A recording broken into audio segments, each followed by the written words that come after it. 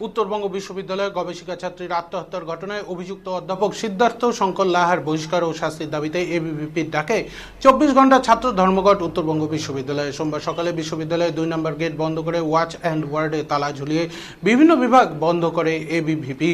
গত 16ই মে শিব মন্দিরের ঘরে গবেষক ছাত্রীর ঝুলন্ত মৃতদেহ উদ্ধার হয়। ঘটনায় মাটিগাড়া থানায় অভিযুক্ত অধ্যাপকের বিরুদ্ধে খুনের অভিযোগ দায়ের করে মৃতার ভাই। মৃতের মোবাইল ফোন থেকে একাধিক তথ্য পেয়েছে পুলিশ। ঘটনার প্রথম দিন থেকেই অভিযুক্তের বিরুদ্ধে ব্যবস্থা নেওয়ার দাবিতে আন্দোলন শুরু করেছে এবিভিপি। গত 2 দিন আগে অনির্দিষ্টকালে ধর্মঘট করার পর এদিন 24 ঘন্টার ধর্মঘট। সকাল থেকেই ধর্মঘটে সাড়া পড়ে বিশ্ববিদ্যালয়ে।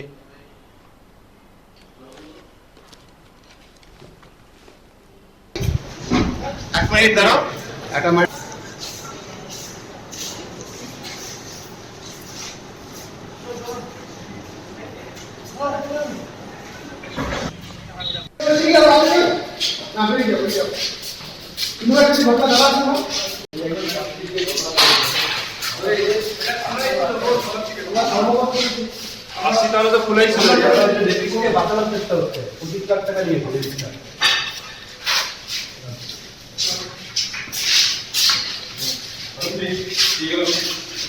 ছাত্রীদের প্রতিবাদে আজকে ধর্মঘট সফল করুন, সফল করুন, সফল করুন, ধর্মঘট সফল করুন, সফল করুন, সফল করুন। ধর্মঘটে কলেজে ইউনিভার্সিটি গেট খুলছে না, খুলবে না। বন্দে মাতরম, বন্দে মাতরম। বারবার ছাত্রীদেরকে যৌন হেনস্থার শিকার হতে হচ্ছে, বিশ্ববিদ্যালয় জবাব দাও।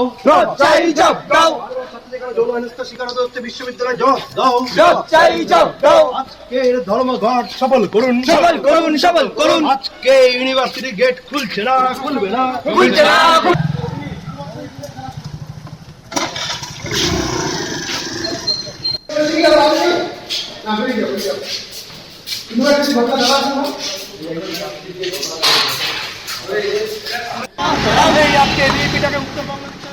গোটা বিষয় নিয়ে বিজেপি নেতৃত্বে গোটা বিষয় নিয়ে এবিভিপি নেতৃত্বের পক্ষ থেকে কি জানানো হচ্ছে শুনে নেব। 24 ঘন্টা ধর্মঘট শুরু হলো, কিভাবে শুরু হলো এবং কি কি দাবি রয়েছে? দেখুন, ছাত্রী হত্যা হয়ে গেল আজকে 10 দিন অতিক্রান্ত। এখনো অবধি বিশ্ববিদ্যালয় কোনো ব্যবস্থা নেয়নি বা কোনো পদক্ষেপ নেয়নি, পুলিশও কোনো পদক্ষেপ নেয়নি। বিশ্ববিদ্যালয়ের প্রভাবশালী মহলের একটা অংশ পরিকল্পিতভাবে এই তৃণমূলের অধ্যাপক নেতাকে আড়াল করার চেষ্টা চলছে। আমরা লাগাতার ধর্নায় ছিলাম, 30 ঘন্টা ধর্না করার পর আমরা আজকে শেষ সিদ্ধান্তে উপনীত হয়েছি যে আজকে ছাত্রী হত্যায় অভিযুক্ত অধ্যাপককে গ্রেপ্তারের দাবিতে এবং তাকে ক্যাম্পাস থেকে বহিষ্কারের দাবিতে 24 ঘন্টা ধর্মঘট। আজকে বিশ্ববিদ্যালয়ের গেট খুলছে না, খুলবে না। আজকে কোনো ক্লাস হবে না, ক্লাস বয়কট থাকবে। এবং আমরা সকাল থেকে পিকেটিং শুরু করেছি ইউনিভার্সিটি ওয়াচ অ্যান্ড ওয়ার্ড ডিপার্টমেন্টের তালা মেরে, এবং বিশ্ববিদ্যালয়ের মূল ফটকে আমরা পিকেটিং করে আজকে সাধারণ ছাত্রীদের কাছে আহ্বান করছি যে আমাদেরই একজন ছাত্রী আজকে প্রাণ হারিয়েছে। সাধারণ ছাত্রীদের স্বতঃস্ফূর্ত সাড়া আছে। আজকে দেখুন ক্যাম্পাসে কোনো ছাত্রছাত্রী নেই, সবাই স্বতঃস্ফূর্তভাবে আজকের ছাত্র ধর্মঘটকে সমর্থন করছে।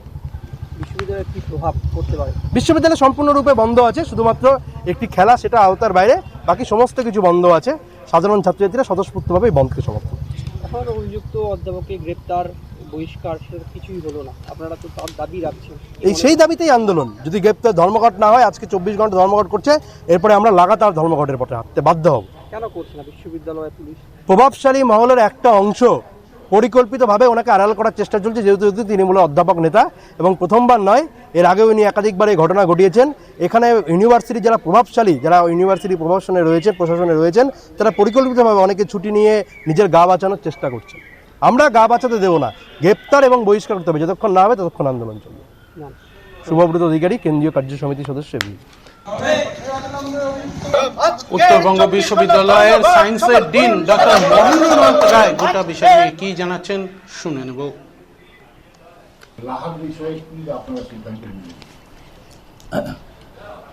আমি বলি যে লাহার ব্যাপারে যে আমরা জানতে পারলাম সেটা হচ্ছে যে গার্জিয়ানের তরফ থেকে ববিতা দত্তের যে গার্জিয়ান, তারা কমপ্লেন করেছে থানাতে।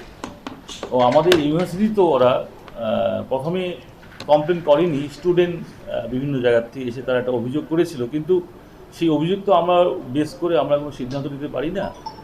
যখন ওদের গার্জিয়ানের তরফ থেকে আমাদের কাছে লিখিত একটা অভিযোগ আসলো, সঙ্গে সঙ্গে সেই গত ফ্রাইডে আমরা পেয়েছি, সঙ্গে সঙ্গে সেই রিপোর্ট, ওদের কমপ্লেন, অভিযোগ সেটা আইসিসিকে আমরা দিয়েছি, ইন্টারন্যাশনাল কমপ্লেন কমিটিকে দেওয়া হয়ে গেছে অলরেডি।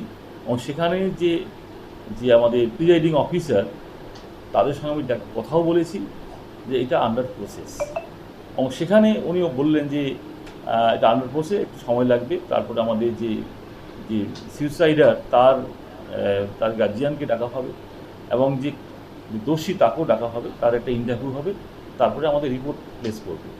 এবং আমি ভাবছি যে রিপোর্টটা প্লেস হলে তখন আমরা ফার্দার অ্যাকশন আমরা নেব। কতদিন লাগতে পারে? এটা তো ওদের রিপোর্ট তো তাড়াতাড়ি হয়ে যাবে আইসিসি যেটা, ফলে আমাদের যে দুজন যে গার্জিয়ান তরফ থেকে বা আমাদের যে দোষী তাদের যে ইন্টারভিউ সেটা হয়তো তাদের উপর নির্ভর করে কতটুকু সময় লাগবে, কখন তারা আসবে, এইটা একটু হয়তো সময় লাগতে পারে। পাঠানো হয়ে গেছে আইসি তো অলরেডি পাঠিয়ে দিয়েছে, আমি পাওয়ার সঙ্গে সঙ্গে আমাদের রেজিস্ট্রেশনের কথা হয়েছে এবং পাঠিয়ে দেওয়া হয়েছে, এবং আমি আইসিসি যে যে প্রিজাইডিং অফিসার তাদের সঙ্গেও কথা বলেছি, আন্ডার প্রসেস এটা। স্যার, আজকে এবিভিপি একটা স্ট্রাইক ডেকেছে, ধর্মঘট ডেকেছে, এটা নিয়ে কি বলবেন? এটা শুনুন, এই যে গত ফ্রাইডে আমি ওদের কাছে এসেছিলাম, ওদের সঙ্গে বসে অনেকক্ষণ কথা বললাম, যে বললাম যে তোমাদের অভিযোগ কী। ওরা একটা কথাই বলছে, স্যার আমাদের যে টিচার যে অ্যাকুজ টিচার তার অ্যাকশান নিতে হবে।